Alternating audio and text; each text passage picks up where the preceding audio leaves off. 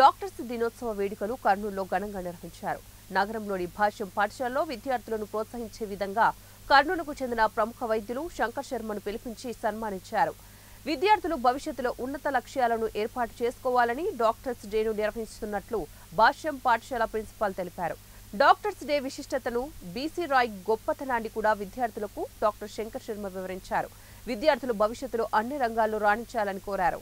ఒక డాక్టర్గా ఎన్నో సేవలు చేసి ఎన్నో ఇన్స్టిట్యూషన్స్ స్థాపించి మరియు వెస్ట్ బెంగాల్ చీఫ్ మినిస్టర్గా కూడా ఆయన కొనసాగించాడు.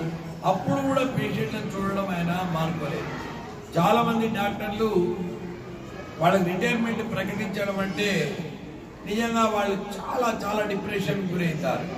ఎందుకంటే ఆ పేషెంట్లకు సేవ చేయడంలోనే వాళ్లకు ఎంతో హెల్త్ అనేది, వాళ్ళ ఆరోగ్యము, వాళ్ళ ఆనందం దాగి ఉంటుంది.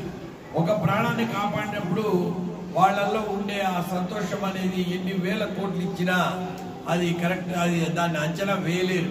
ఎందుకంటే గత 40 సంవత్సరాలుగా 35 సంవత్సరాలుగా డాక్టర్గా నేను కొన్ని లక్షల మంది పేషెంట్లను చూశాను, చాలా ప్రాణాలు సేవ్ చేసింటాను.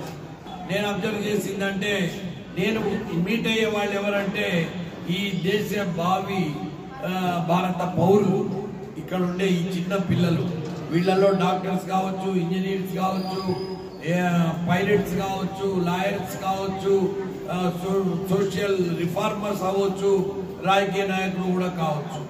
కానీ ఈరోజు రాజకీయాలు చాలా భ్రష్టు పట్టిన రోజుల్లో స్లోగా ఇంటెలెక్చువల్స్, డాక్టర్స్ కూడా ఎంటర్ అయిపోతా మార్పు